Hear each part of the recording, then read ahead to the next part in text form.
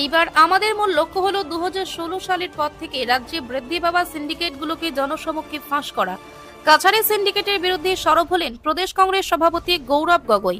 কয়লা, সার, সুপারি, চুনাপাথর এসব সিন্ডিকেটের মাধ্যমে বরাক উপত্যকাকে বিজেপি এটিএম হিসেবে ব্যবহার করছে। আমাদের মূল লক্ষ্য হলো 2016 সালের পর থেকে রাজ্যে বেড়ে ওঠা ওই সিন্ডিকেট চক্রকে জনসমক্ষে তুলে ধরা। কাছাড়ি কাটিগড়ার বেহাল গেমন ব্রিজের মেরামতির কাজ পরিদর্শন করে এই মন্তব্য করেন প্রদেশ কংগ্রেস সভাপতি তথা সাংসদ গৌরব গগৈ। গৌরব গগৈ বলেন, এর আগেও ভূপেন বরাই রাজ্যে বাড়তে থাকা সিন্ডিকেটের বিরুদ্ধে আওয়াজ তুলেছিলেন। এবার আমাদের লক্ষ্য হলো হিমন্ত সরকারের আমলে বেড়ে ওঠা সিন্ডিকেট চক্রকে জনসমক্ষে ফাঁস করা।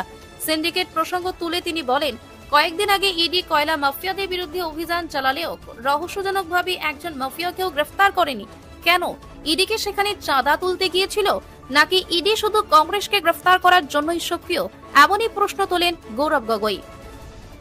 গতকাল কাছাড়ি কাটিগড়া বন্যা পরিস্থিতির খোঁজ নিয়ে ফিরে আসার পথে কাটিগড়া অতি গুরুত্বপূর্ণ গেমন ব্রিজের মেরামতির কাজ পরিদর্শন করেন সাংসদ গৌরব গগৈ। সেখানেই তিনি সিন্ডিকেটের বিরুদ্ধে সরব হন।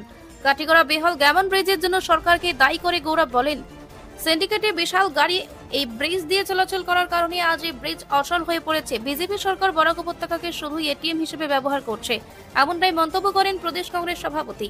উল্লেখ্য, 6 নং জাতীয় সড়কে কাছাড় জেলা কাটিগড়ায় বরাক নদীর উপর অবস্থিত গেমন ব্রিজের মেরামতির জন্য কিছুদিন ধরে ব্রিজটি পুরোপুরি বন্ধ রাখা হয়েছে এবং এই ব্রিজের বিহাল অবস্থার জন্য সিন্ডিকেটকে দায়ী করেন গৌরব গগৈ।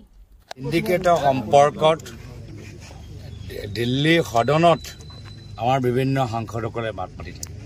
সিন্ডিকেটৰ সম্পৰ্কত আমাৰ প্ৰদেশ কংগ্ৰেছ প্ৰাক্তন প্ৰদেশ কংগ্ৰেছ সভাপতি ভূপেন বৰা ডাঙৰীয়াই কিমানবাৰ মাত মাতি থাকে।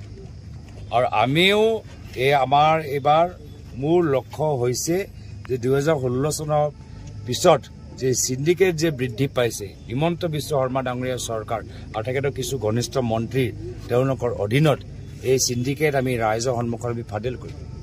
অলপ দিন আগতে ইডিয়ে কয়লাৰ মাফিয়াৰ মানুহৰ ওপৰত ৰেড মাৰিলে, তাত গোটেই কাগজ ওলালে, কিন্তু কোনো এৰেষ্ট নহ'ল। কিয়? ইডি মাত্ৰ খালি কংগ্ৰেছক এৰেষ্ট কৰিবলৈ আৰু বাকী মাফিয়াৰ পৰা পইচা তুলিবলৈ। এয়া হ'ল ইডি। চন্দা তুলিবলৈ গৈছে নেকি ইডিয়ে?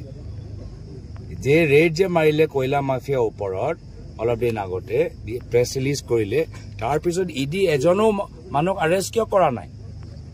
মাত্ৰ 1.5 কোটি তেওঁলোকে ৰেডত পালে, সেইটোৱে তেওঁলোকৰ কাম হয়, তাতে কাম তেওঁলোকৰ শেষ। যিসকলৰ দায়িত্ব আছিল যে প্ৰধানমন্ত্ৰী মোদী ডাঙৰীয়া না খাওঁগা না খানে দুঙা, আজিও তেওঁলোকে খায়ে আছে। মোৰতো সন্দেহ যে প্ৰধানমন্ত্ৰী মোদী নিজে জানেনে